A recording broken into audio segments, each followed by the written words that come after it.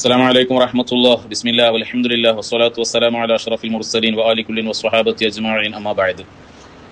നേരത്തെ ഒന്നാം ഭാഗത്തിൽ നമ്മൾ പറഞ്ഞത് റഈസുൽ ഉലമ സുലൈമാൻ ഉസ്താദിനോട് കാട്ടുവളപ്പിൽ നൗഷാദ് വലിയ ആദരവും ബഹുമാനവും ഒക്കെ പറഞ്ഞുകൊണ്ട് ഇപ്പോൾ പ്രസംഗിച്ചു കൊണ്ടിരിക്കുന്ന വിഷയങ്ങൾ, അത് കാപട്യമാണ് എന്ന് ഇപ്പോൾ പ്രസംഗിച്ചു കൊണ്ടിരിക്കുന്നതിന്റെ ഇടയിൽ തന്നെ അവൻ കാണിക്കുന്ന കോപ്രായത്തങ്ങൾ, ഉസ്താദിനെ അഭിസംബോധന ചെയ്യുന്ന രീതി, അതുപോലെ തന്നെ ബഹുമാനപ്പെട്ട ഷംസുൽ ഉലമക്കും ചെറുശ്ശേരി ഉസ്താദിനും ശേഷം ഒരു തികഞ്ഞൊരു ആലിം ഉണ്ടെങ്കിൽ, അംഗീകരിക്കപ്പെടാൻ പറ്റുന്ന ഒരാൾ ഉണ്ടെങ്കിൽ, പിൻപറ്റപ്പെടാൻ പറ്റുന്ന ഒരാൾ ഉണ്ടെങ്കിൽ എന്നെല്ലാം പറഞ്ഞ് ഇവൻ കാണിക്കുന്ന കോപ്രായത്തങ്ങൾ, ബഹുമാനപ്പെട്ട റഈസുൽ മുഹഖിഖീൻ കണ്ണിയത്ത് ഉസ്താദിനെ മനഃപൂർവ്വം ഒഴിവാക്കിയത്, ബഹുമാനപ്പെട്ട താജുൽ ഉലമ ഉള്ളാൾ തങ്ങൾ ഉപ്പാപ്പയെ മനഃപൂർവ്വം പറയുന്നതിൽ നിന്ന് മാറ്റി നിർത്തിയത്, താജുൽ ഉലമയെ പറയുന്നതിന്റെ കൂട്ടത്തിൽ തന്നെ ഒരു കാര്യം കൂടി ഉറപ്പെടുത്തുകയാണ്. ആരായിരുന്നു ബഹുമാനപ്പെട്ട താജുൽ ഉലമ ഉള്ളാൾ തങ്ങൾ ഉപ്പാപ്പ? ഈ നൗഷാദിന് മറക്കാൻ കഴിയുമോ? ഒരു പക്ഷേ നൗഷാദ് പോലും സനദ് വാങ്ങിയിട്ടുള്ളത് താജുൽ ഉലമയുടെ കൈകളിൽ നിന്നായിരിക്കാം. ബഹുമാനപ്പെട്ട ഉസ്താദുൽ അസാതീദ് ഓക്കെ ഉസ്താദ് അവിടുത്തെ ഹയാത്ത് കാലത്ത് സനദ് കൊടുക്കാൻ ക്ഷണിച്ചിരുന്നത് ബഹുമാനപ്പെട്ട താജുൽ ഉലമ ഉള്ളാൾ തങ്ങൾ ഉപ്പാപ്പയെയാണ്.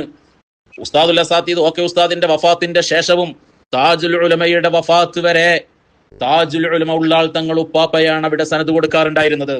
അത് താജുൽ ഉലമയുടെ മഹത്വം വിളിച്ചോതുന്നതാ. എന്നിട്ട് ആ താജുൽ ഉലമയെ മനഃപൂർവ്വം നൗഷാദ് മറക്കുന്നു. പോരാ, ഒരു പ്രത്യേക സാഹചര്യത്തിൽ ബഹുമാനപ്പെട്ട താജുൽ ഉലമയുടെ പ്രിയപ്പെട്ട പേരക്കുട്ടിയാകുന്ന ബഹുമാനപ്പെട്ട കരുവന്തിരുത്ത് ഫസൽ പൂക്കായ തങ്ങൾ ഉപ്പാപ്പ, ബഹുമാനപ്പെട്ടവർ ഉള്ളാളത്തെ ഉറൂസിന് നൗഷാദിന് അവസരം വാങ്ങിക്കൊടുക്കുന്നു. ഇവന്റെ ജീവിതത്തിൽ ആദ്യത്തേതും അവസാനത്തേതുമായി ആകെ കിട്ടിയ അവസരമാണ്. ആ അവസരത്തിൽ നമ്മുടെ പ്രസ്ഥാനത്തിന്റെ മറുപക്ഷത്തുള്ളവർ പോലും താജുൽ ഉലമയുടെ മഹത്വം ഉള്ളാളത്തെ മദനി മഖാമിന്റെ മുന്നിൽ വന്ന് പ്രസംഗിച്ചപ്പോ ഈ നൗഷാദ് മനഃപൂർവ്വം താജുൽ ഉലമ ഉള്ളാൾ തങ്ങൾ ഉപ്പാപ്പ അവിടെ നിന്ന് പറഞ്ഞില്ല. എല്ലാവരും താജുൽ ഉലമയുടെ മഹത്വം പറഞ്ഞു. നൗഷാദ് താജുൽ ഉലമയുടെ മഹത്വം ഉള്ളാളത്തെ മദനി മഖാമിൽ എല്ലാവരും പറഞ്ഞിട്ടും നൗഷാദ് മിണ്ടിയില്ല. എന്തേ നൗഷാദെ താജുൽ ഉലമയെ മാറ്റി നിർത്തിയത്? ഇതെല്ലാം നൗഷാദിന്റെ കാപട്യത്തിന്റെ ഓരോ അടയാളങ്ങളാണ്. നൗഷാദെ, ഞാൻ പറഞ്ഞു നിന്നോട്, ബഹുമാനപ്പെട്ട പേരോട് ഉസ്താദ് ഹിയ ഉസുന്നയിൽ വെച്ച് നടത്തിയ പ്രഭാഷണം, ആ പ്രഭാഷണത്തിന് മറുപടി പറയണമെന്നുണ്ടെങ്കിൽ ഹിയ ഉസുന്ന എന്ന് പറയുന്ന സ്ഥാപനത്തോട് ഒരു അല്പം കൂറിനൊക്കെ ഉണ്ടായിരുന്നെങ്കിൽ, അവിടെയുള്ള ഉസ്താദുമാരോട് കൂറുണ്ടായിരുന്നുവെങ്കിൽ, അല്ല ബഹുമാനപ്പെട്ട ഉസ്താദുൽ അസാതീദ് ഓക്കെ ഉസ്താദിനോട് ഒരു ആദരവിന്റെ മനസ്സിലുണ്ടായിരുന്നുവെങ്കിൽ നീ ഒതുക്കുങ്ങയിലേക്ക് ആ പരിപാടിക്ക് മറുപടി പറയാൻ പോകില്ലായിരുന്നു. നിന്റെ തൊലിക്കെട്ടി ഉളുപ്പില്ലായ്മയുടെ നിന്റെ തൊലിക്കെട്ടി, ആ തൊലിക്കെട്ടി കണ്ടിട്ട് കണ്ടാമൃഗം പോലും ചിലപ്പോൾ നാണിച്ച് തലതാഴ്ത്തി പോകും. അത്രക്കും കുരുത്തക്കെട്ട ഒരു പണിയല്ലേ നൗഷാദ് നീ ചെയ്തത്? നിനക്ക് പേരോട് ഉസ്താദിനോട് മറുപടി പറയാനുണ്ടായിരുന്നുവെങ്കിൽ നീ നിന്റെ കേന്ദ്രത്തിൽ വെച്ച് പറഞ്ഞാൽ പോരായിരുന്നോ? നിനക്കുറപ്പാണ്, എല്ലാവർക്കും അറിയാം, നിനക്ക് മറുപടി പറയാനോ നിന്റെ പ്രസംഗം കേൾക്കാനോ ബഹുമാനപ്പെട്ട പേരോട് ഉസ്താദ് ഒതുക്കുങ്ങലിലേക്ക് വരില്ല. എന്നിട്ട് പോലും ഒതുക്കുങ്ങലിൽ വെച്ച് ആ പരിപാടിക്ക് മറുപടി പറഞ്ഞത് നീ എന്തിനാ? നീ ആ സ്ഥാപനത്തിനോടും അവിടെയുള്ള ഉസ്താദുമാരോടും എന്തിനധികം ബഹുമാനപ്പെട്ട ഓക്കെ ഉസ്താദിനോട് നീ കാണിച്ച അതവുകേടാണ്. പോരാ, ഒരു തഅലീമുൽ മുതഅല്ലിം ഓതിയ കുട്ടിക്കറിയാം, ഒരു ഉസ്താദിനോട് ആദരവുണ്ടെങ്കിൽ ഉസ്താദിന്റെ മകനോടും ആദരവുണ്ടാകുമെന്ന്. പോരാ, നിന്നോട് ചോദിക്കട്ടെ നൗഷാദ്, ബഹുമാനപ്പെട്ട റഈസുൽ ഉലമ സുലൈമാൻ ഉസ്താദിന്റെ പുന്നാരപുത്രനാകുന്ന ബഹുമാനപ്പെട്ട അബ്ദുൽ ഹസൻ ഉസ്താദ്, അഹമ്മദ് അബ്ദുൽ ഹസൻ ഉസ്താദ് അവർകൾ, ആ ഉസ്താദിനെ ചെറുപ്പം മുതൽ പഠിപ്പിച്ച ഉസ്താദല്ലേ? ആ ഉസ്താദിനോട് ആദരവ് കാണിക്കൽ എന്റെ ബാധ്യതയല്ലേ? അത് ഉസ്താദിനോടുള്ള ബാധ്യത ആദരവ് എന്ന അടിസ്ഥാനത്തിലും അബ്ദുൽ ഹസൻ ഉസ്താദിനോട് ആദരവ് കാണിക്കണം.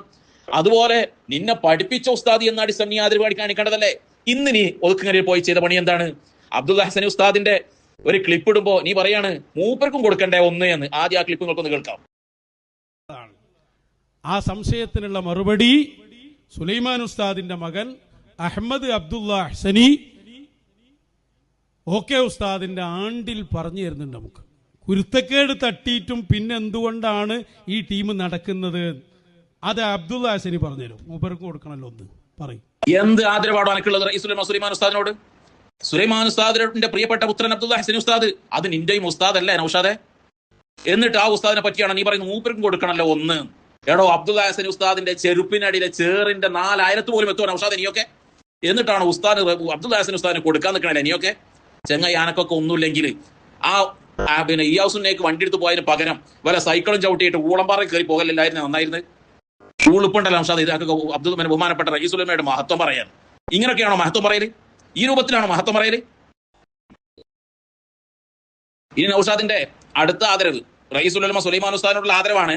റഈസുൽ ഉലമ സുലൈമാൻ ഉസ്താദിനെ സിറാജുൽ ഹുദയിൽ നടന്ന പരിപാടിയിൽ, അവിടെ നടന്ന ആദി സനദാന സമ്മേളനത്തിൽ എന്ത് ചെയ്തില്ല? ഉസ്താദിനെ ആദരിച്ചില്ല എന്നാണല്ലോ. ഇവരാണ് ആദരിക്കുന്ന ആളുകൾ വരും. എന്നിട്ട് അത് പറഞ്ഞിട്ടാണ് ഇവൻ പ്രസംഗിച്ചത്. അന്ന് നമ്മൾ പയറ് നിറച്ചു കൊടുത്തു, അതിനുള്ള വ്യക്തമായ മറുപടിയും കൊടുത്തു. ആ മറുപടി കൊടുത്തപ്പോ ഇവൻ അന്ന് ആദ്യം വന്നത് എങ്ങനെ, ഉസ്താദിന് എന്തുകൊണ്ട് മൈക്ക് കൊടുത്തില്ല എന്നൊക്കെ ചോദിച്ച് ഭയങ്കര വീമ്പളക്കിയതിന് ഔഷാദ് വന്നിരുന്നു. പക്ഷേ കിട്ടേണ്ടത് കിട്ടിയപ്പോ പിന്നെ അവിടുന്ന് കിടന്ന് പരുങ്ങാൻ തുടങ്ങി. അപ്പൊ ഇപ്പം പറഞ്ഞു അധ്യക്ഷ പ്രഭാഷണം കൊടുത്തില്ല, മുമ്പേ അതൊരു സെഷനിൽ പ്രസംഗിച്ചതാണ്. അപ്പൊ അധ്യക്ഷ പ്രഭാഷണം നടത്തുന്ന രൂപം തന്നെ അത് നമ്മൾ ആ ക്ലിപ്പും കാണിച്ചു കൊടുത്തു. ആദ്യത്തെ നമ്മൾ പുസ്തകം പ്രസംഗിക്കണം കാണിച്ചു കൊടുത്തു. അപ്പൊ പിന്നെ കിടന്ന് ഉരുണ്ട് മാറിയിട്ട് പറഞ്ഞത് വേറെ സെഷൻ ആയിരുന്നു എന്ന് പറഞ്ഞിട്ട് അപ്പൊ അധ്യക്ഷ പ്രഭാഷണം നടത്തുന്നത് കാണിച്ചു കൊടുത്തു. അപ്പോ ഇന്ന് പേരോട് ഉസ്താദ്, കഴിഞ്ഞ ദിവസം പേരോട് ഉസ്താദ് ഒതുക്കുങ്ങൽ വെച്ച് പ്രസംഗിച്ചപ്പോൾ ഉസ്താദ് ഒരു സൂചന കൊടുത്തിരുന്നു. ആദ്യം അവിടെ വന്നു, പിന്നീട് നിസ്കരിക്കാൻ പോയി, വീണ്ടും വരുമ്പോ പിന്നെയും തക്ബീർ ചൊല്ലി സ്വീകരിക്കുന്ന ഒരു സമ്പ്രദായം സാധാരണഗതി നമ്മുടെ നാട്ടിലില്ല. അപ്പൊ ഇവൻ അവിടെ വെച്ചിട്ട് ഇപ്പൊ ഇങ്ങനെ പറയാണ്, പിന്നെ ഇവൻ പറയാണ് പിന്നെ എ പി ഉസ്താദ് വന്നപ്പോ എന്തിനാ പിന്നെ തക്ബീർ ചൊല്ലിയത് ഇവൻ ചോദിക്കുക. അപ്പൊ 2-3 സ്ഥലത്ത് ആവർത്തിച്ചു. അതിനൊക്കെ നമ്മൾ മറുപടി പറഞ്ഞിട്ടുണ്ട്.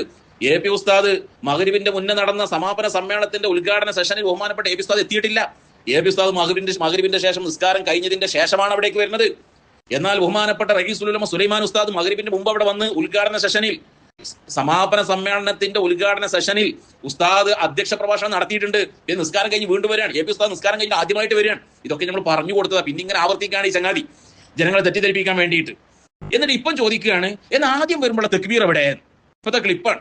അപ്പൊ ഒന്ന് ചോദിക്കുകയാണ് കാര്യമായിട്ട് എ പി ഉസ്താദിനെ ബഹുമാനപ്പെട്ട പേരോട് ഉസ്താദിനെ പ്രസംഗം ഇട്ടിട്ട് ഒന്ന് ചോദിക്കുകയാണ് എന്ന് ആദ്യം വരുമ്പോഴുള്ള തക്ബീർ എവിടെ, ആ ക്ലിപ്പ് കൊണ്ട് പുറത്തു വിടുകയും തൽക്കാലം തരാൻ സൗകര്യമല്ല.